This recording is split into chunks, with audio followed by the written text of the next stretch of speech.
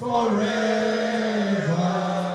Solidarity forever. For the union is so strong. Victory. There is victory for us. Victory. There is victory for us. In the struggle. In the struggle for Nigeria. Forward. Forward ever. Backward.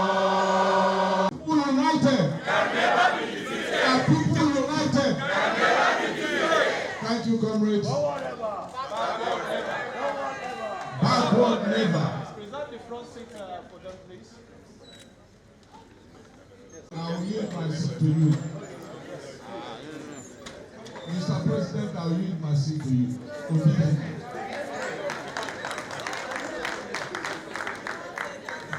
What to raise about say legacy, which I think would be useful here, is that he was also a complete unionist. Leadership, learning and leading is inseparable. You learn every day, especially from the elders. When he was talking about structural adjustment and what happened and everything, it was a learning process for me.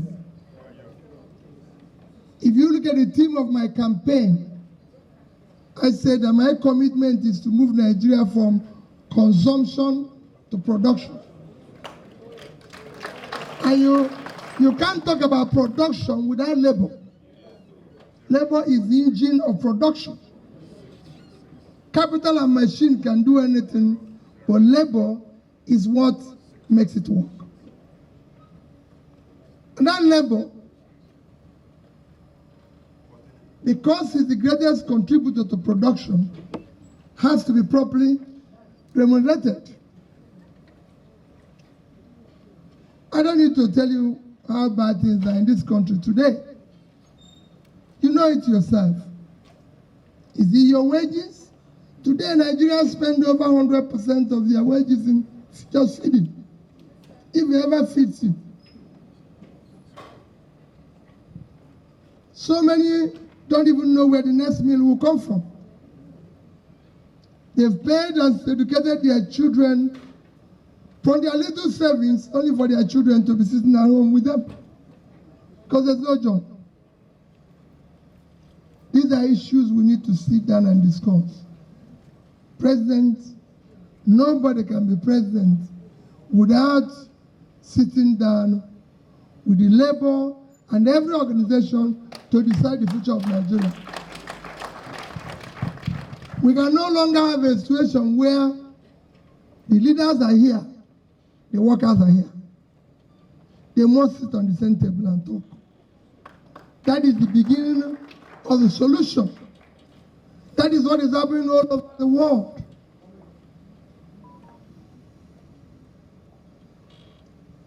Nigeria is not a producing country. It's not producing anything. The cumulative effect of what we are suffering today is bad leadership. It's a leadership that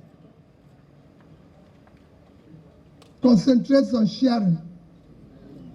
We have to move from sharing formula to production formula.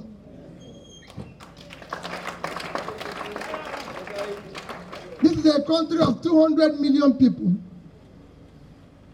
sitting on 923,000 square kilometers of land. They can't feed themselves. They can't export anything. Total Nigerian export last year, including oil, is under $30 billion for 200 population. Mr. President, a similar country, not a first world country, not what you can classify a developing country, but a country that had the same trajectory with Nigeria in the year 2000, Vietnam, is sitting on 331 square kilometers of land, a third of Nigerian land space.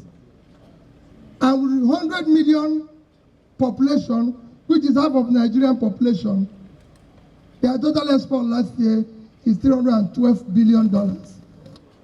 So we didn't make 10% of their export.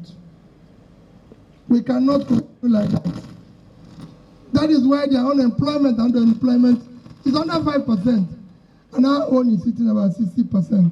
All our young people in their productive age are not doing anything. So you're going to have a crisis. And that is what Labour and the Labour Party and everybody will sit down to discuss on the future of our country.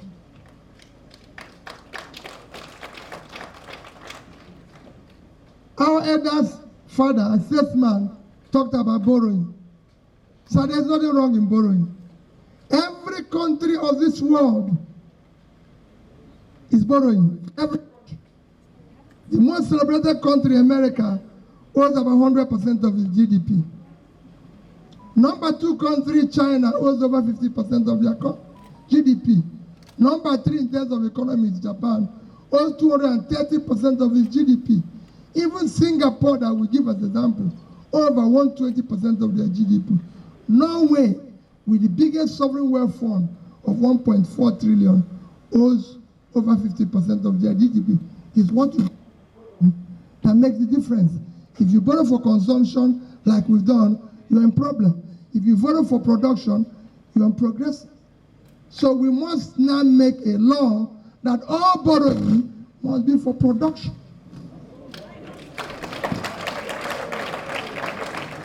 The first time we borrowed money in this country was in 1964.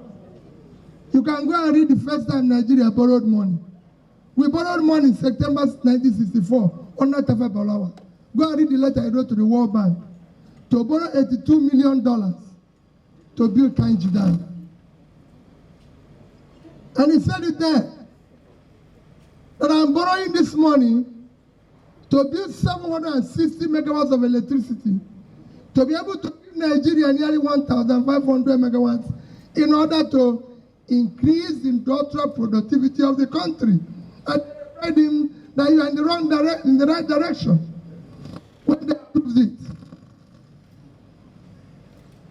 Almost 60 years after, Kainji Dam is still there.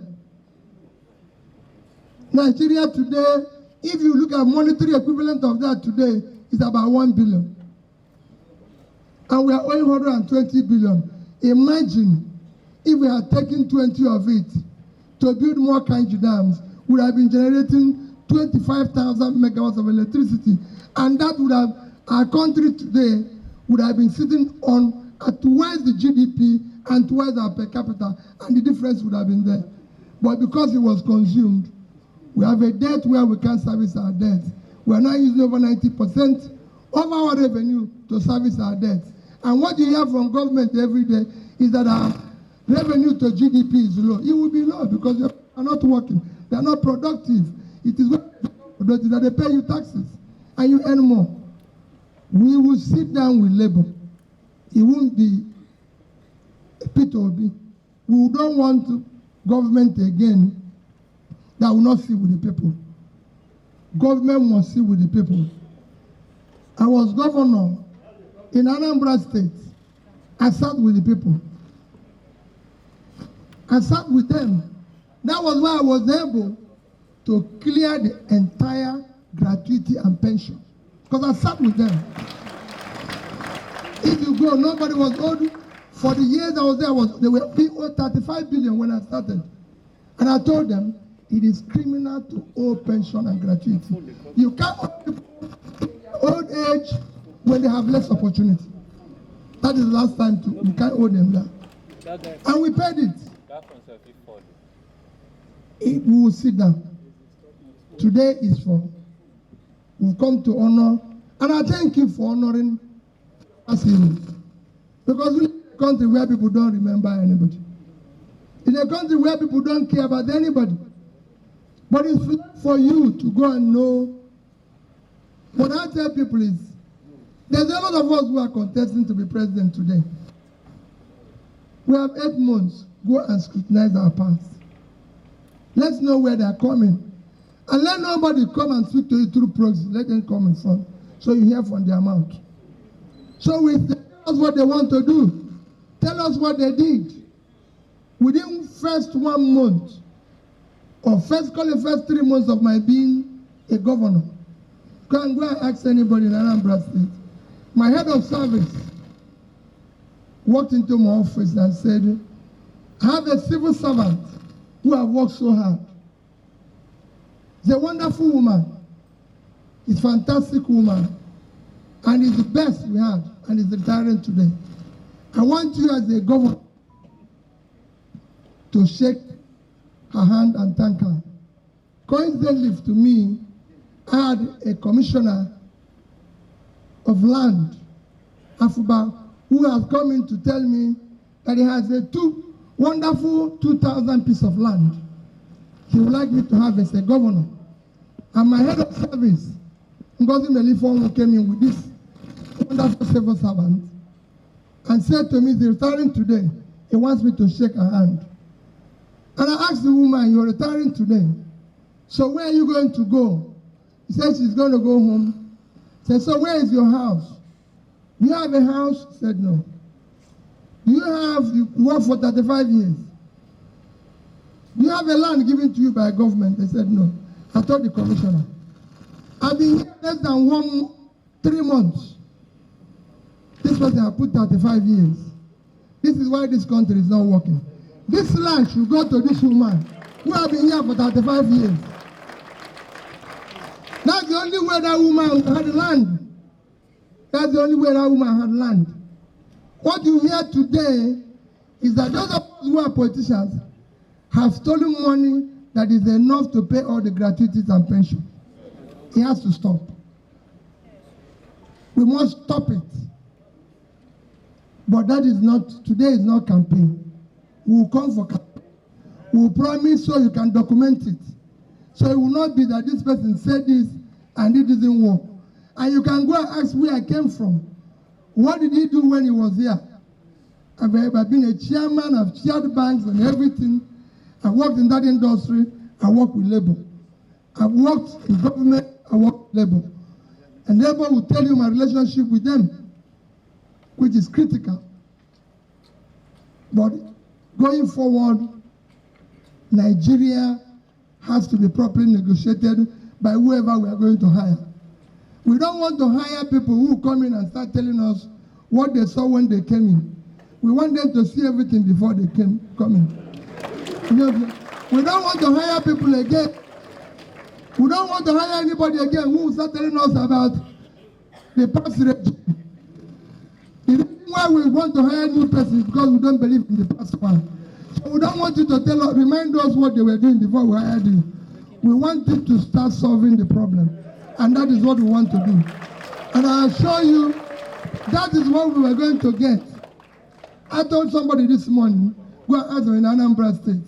Whenever anybody says that, I say, God didn't give us eyes behind. He said, look. So if you know what we are going to do to forward, tell me. My commitment to Nigeria, I'm not going to do it in the past. Those who think about today we miss tomorrow. I want to go tomorrow. Thank you for the opportunity. Thank you for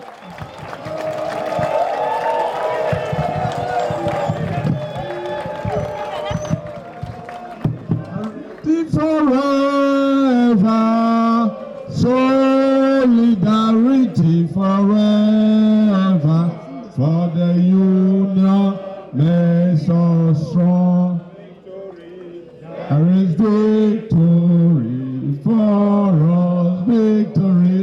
There is victory for us. In the struggle. Comrades.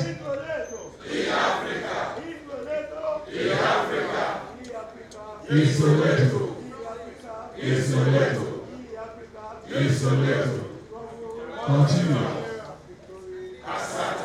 We're only going to respond to His Excellency with the solidarity forever, solidarity forever, solidarity forever, for the union makes us strong. Are people united? Are people united? Thank you, comrades. Thank you very much.